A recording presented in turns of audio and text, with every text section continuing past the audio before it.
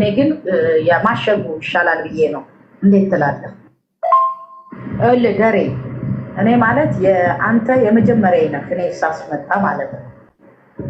እኔ ከዚህ በፊት በቱሪስት ብቻ ነበረ ማስመጣው እና በስራ በዚህኛው ስራ ውስጥ ያስገባኝ አሁን ነው።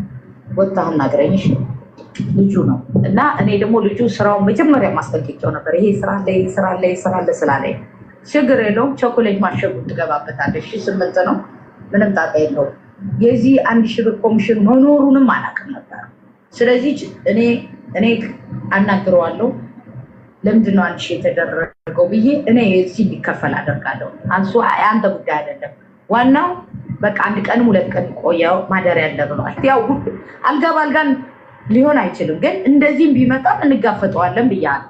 ስለዚህ ችግር የለም ማለት አሁንም እሱ ጋር ማሳረፊያ ስላለ እሱ ጋር ሄዱ። ማሳረፊያው ጋር ይሄ አይሆንም። የማሸጉ ግን ቀላል ስለሆነ የእሱ ብትገባስ ምን ትላለህ?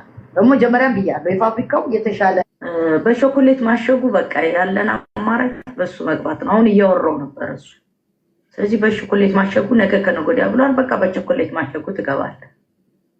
ከዛ በኋላ ያለውን ደግሞ እናያለን። ችግር የለውም ማለት ልጁ ጋር እኔ ምንም የለኝም ማለት በቃ ጨርሳችሁ ሂዱና እዛ ዴራ ታክሲ ያስያዘን እየመጣን ነው ወደ አንቺ ልይ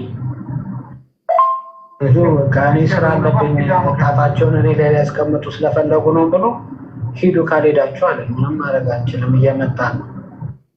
እርሱ ለባለ ታክሲው አንሪጋ ሜትሮ ስቴሽን በለውና ልክ ልደርሱ ስትሉ ደውሉልኝ የት ጋር እንደሆነ ሎኬሽን እነግረዋለሁ። ከዛ ይመጣ ሆቴሉ ጋር ትወጪልናለሽ። በእናትሽ እዛ ቢሮ ደርሰናል። እስቲ ደውይለት ነው ዘርዬ በጣም ደከመን። ልጅ ሰውየው ደግሞ የወሰደን ሰውዬ ቦታውን አላወቀም። እንደገና ሌላ ታክሲ ይዘን ሄድ ነው። እባካችሁን አግዙን አትሊስት እስከምንገባ ድረስ እባክሽ በእናትሽ። በህይወቴ እንደዚህ ከፍቶኝ አያውቅም በህይወቴ ማለት ነው። ግን እግዚአብሔር ይመስገን ሁሉም ለበጎ ነው። አሁን የማድርበትን ቤት ብታዩ ሰቀጥተሽ ነበር፣ ግን ሶኪ ችግር የለውም ለበጎ ነው። አንቺን አምኜ ነበር የመጣሁት። እኔ የተዘጋጀ ስራ መስሎኝ ነበር፣ ግን እግዚአብሔር ይመስገን ያልፋል።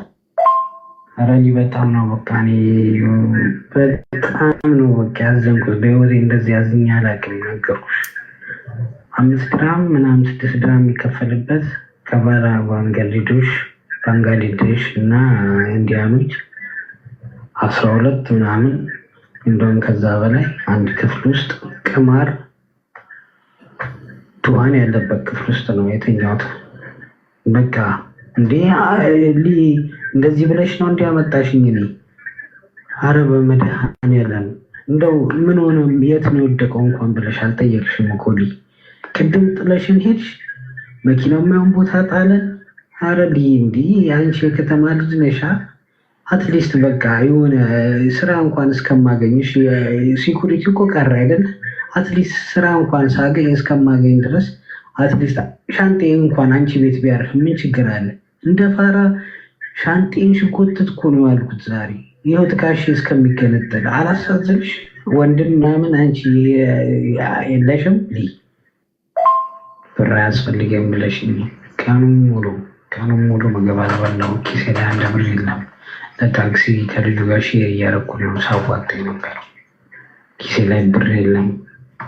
አመጣጤን ነግሬሻለሁ። ልጆቼን በትኛለሁ። ትዳር የለኝም። በቃ ላይፌን ሁሉ ነግሬሻለሁ አይደል? አትሊስት እነዛ ነገሮች ነግሬኝ በቃ ከዛ እንደው ከኢትዮጵያ እንኳን ሳልነሳ እነዚህ ነገሮች የሚሆኑ ከሆነ በቃ ተው እንኳን ብትይ እኔ 100 ሺህ ብር እንኳን ቢበላ